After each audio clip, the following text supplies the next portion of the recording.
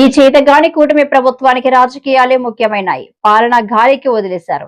దీంతో గిరిజన ఆశ్రమ పాఠశాలలో తరచూ ఫుడ్ పాయిజనింగ్ వంటి దారుణాలు జరుగుతున్నాయి. పలు చోట్ల పిల్లలు ప్రాణాలు కూడా కోల్పోతున్నారు. కొత్తగుల్లి భాగ్యలక్ష్మి మాజీ ఎమ్మెల్యే. కూటమి ప్రభుత్వం అధికారంలోకి వచ్చి దాదాపుగా 19 నెలలు కావస్తా ఉంది.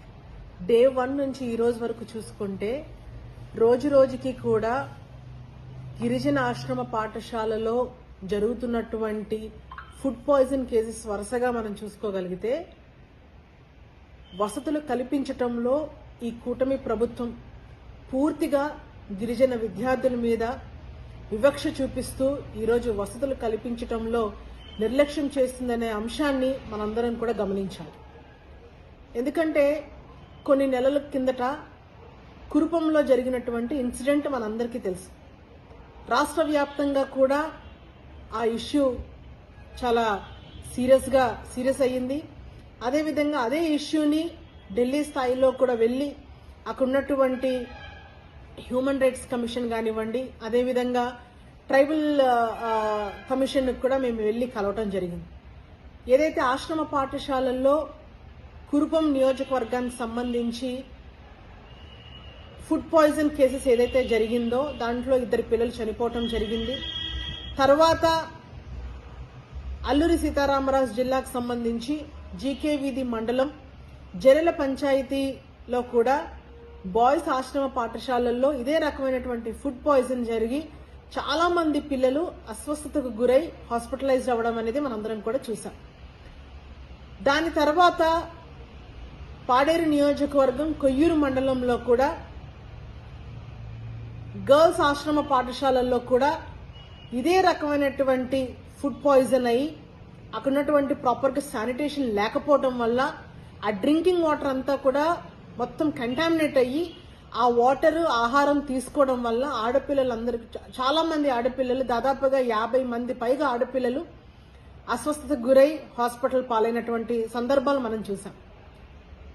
రీసెంట్గా 2 రోజుల క్రితం కొత్తగా ఏర్పడినటువంటి పోలవరం జిల్లాకు సంబంధించి రంపచోడవరం నియోజకవర్గానికి సంబంధించి మారేడుమిల్లిలో అక్కడున్నటువంటి ఆశ్రమ పాఠశాలల్లోని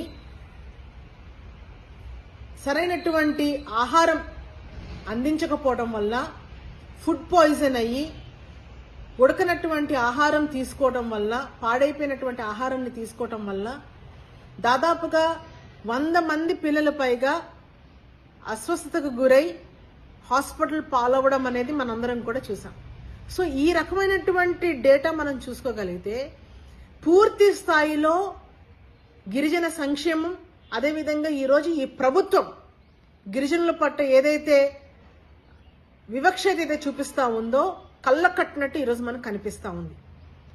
పూర్తి స్థాయిలో అధికారుల యొక్క నిర్లక్ష్యం కానివ్వండి, ప్రభుత్వం యొక్క నిర్లక్ష్యం కారణంగానే ఈరోజు అభం శుభం తెలియనటువంటి పిల్లలందరూ కూడా చదువుకొని ఎంతో భవిష్యత్తు ఉన్నటువంటి పిల్లలందరూ కూడా ఈరోజు కలుషితమైనటువంటి ఆహారాన్ని, కలుషితమైనటువంటి త్రాగునీటిని తీసుకొని ఈరోజు చాలా మంది అనారోగ్య పాలైనటువంటి పరిస్థితులు చూస్తున్నప్పటికీ కూడా కనీసం ఎక్కడ కూడా ప్రభుత్వంలో ఒక స్పందన కానివ్వండి, ఇలాంటి సిచ్యువేషన్స్ ని మళ్ళీ పునరావృతం కాకుండా చూసుకోవటానికి ప్రభుత్వం ఎలాంటి చర్యలు తీసుకోవాలనేది ఒక సమీక్ష జరపడం అనేది కూడా ఎక్కడ కూడా మనకు కనిపించట్లేదు. సో ఈరోజు ఈ ప్రభుత్వం ఒక నిర్లక్ష్యం వల్ల ఇలాంటి కార్యక్రమాలన్నీ కూడా జరుగుతూ ఉన్నాయి. ఈరోజు గిరిజన శాఖ మంత్రిగా ఉన్నటువంటి గుమ్మడి సంధ్యారాణి గారు కానివ్వండి, విద్యాశాఖ మంత్రిగా ఉన్నటువంటి నారా లోకేష్ గారు ఇలాంటి సిచ్యువేషన్స్ జరుగుతున్నప్పటికీ కూడా ఎందుకు ట్రైబల్ వెల్ఫేర్ డిపార్ట్మెంట్ ని మీరు ఒక దగ్గర సమీక్షించి వాళ్ళతో మాట్లాడి ఇలాంటి సిచ్యువేషన్స్ ఎందుకు ఎరైజ్ అవుతా ఉన్నాయి, దీన్ని అడ్డుకట్టు వేయాలంటే మనం ఎలాంటి జాగ్రత్తలు తీసుకోవాలి, ఎంత జాగ్రత్తగా ఈరోజు అధికారులు కానివ్వండి, అక్కడ ఉన్నటువంటి స్కూల్ సిబ్బంది కానీ ఏ రకమైనటువంటి చర్యలు చేపట్టాలనేది దాని మీద దృష్టి పెట్టకుండా ఎంతసేపు ఈరోజు డైవర్షన్ పాలిటిక్స్ లో భాగంగా వైఎస్ఆర్ కాంగ్రెస్ పార్టీ నాయకుల మీద, వాళ్ళ ఆస్తుల మీద దాడి చేసే పరిస్థితి ఈ రోజు ఆంధ్ర రాష్ట్రంలో చూస్తా ఉన్నాం. దౌర్భాగ్యం ఇలాంటి ప్రభుత్వం ఈరోజు ఆంధ్ర రాష్ట్రాన్ని పరిపాలిస్తుంది అని చెప్పుకోవడానికి. గతంలో మీరు చూసుకున్నట్టయితే 2019 నుంచి 24 వరకు ఇప్పుడున్నటువంటి మాజీ ముఖ్యమంత్రి గారు, మా అధినాయకుడు జగన్మోహన్ రెడ్డి గారు ముఖ్యమంత్రిగా ఉన్నటువంటి సమయంలో విద్యా వ్యవస్థల్లో ఎన్నో చారిత్రాత్మకమైనటువంటి మార్పులు తీసుకొని రావడం వల్ల, అదేవిధంగా ఆశ్రమ పాఠశాలలు, సాంఘిక సంక్షేమ పాఠశాలలో చదువుతున్నటువంటి పిల్లలందరికీ కూడా మంచి పౌష్టికాహారాన్ని అందించడంతో పాటు, ఏదైతే రెగ్యులర్ స్కూల్లో చదువుతున్నటువంటి పిల్లలందరికీ కూడా మిడ్ డే మీల్స్ లో భాగంగా వారం రోజులు కూడా ఒక్కొక్క రోజు ఒక్కొక్క రకమైనటువంటి మెనూతోని, ఎంతో ఆహ్లాదకరమైనటువంటి మెనూతోని పౌష్టికాహారం లోపం అనేది ఎక్కడ కూడా కనిపించకూడదనే ఒక ఇన్స్ట్రక్షన్స్ తోని ఎన్నో జాగ్రత్తలు తీసుకొని జగనన్న గోరుముద్ద అనే కార్యక్రమాన్ని చేపట్టడం జరిగింది. ఆ జగనన్న గోరుముద్ద కార్యక్రమం ద్వారా ఎంతో మంది, లక్షలాది మంది పిల్లలకి మంచి పౌష్టికాహారాన్ని కల్పించినటువంటి ఆ ప్రభుత్వంతో పోల్చుకుంటే ఈ రోజు చాలా అధ్వానంగా, అన్యాయంగా, ఎంతో ఘోరమైనటువంటి మెను ఈ రోజు పాఠశాలల్లో కనిపిస్తా ఉన్నాయి.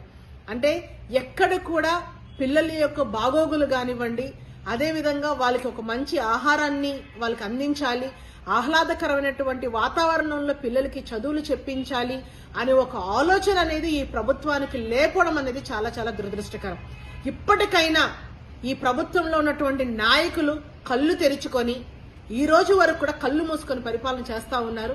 ఇప్పటికైనా కళ్ళు తెరుచుకొని ఈ రోజు ఏదైతే గిరిజన సంక్షేమ పాఠశాలల్లో వరుసగా జరుగుతున్నటువంటి ఈ ఫుడ్ పాయిజనింగ్ కేసెస్ ఏదైతే ఉన్నాయో మళ్ళీ పునరావృతం కాకుండా, మళ్ళీ ఇలాంటివి జరగకుండా తగిన జాగ్రత్తలు తీసుకోవాలని కూడా ఈ ప్రభుత్వాన్ని మేము హెచ్చరిస్తా ఉన్నాం.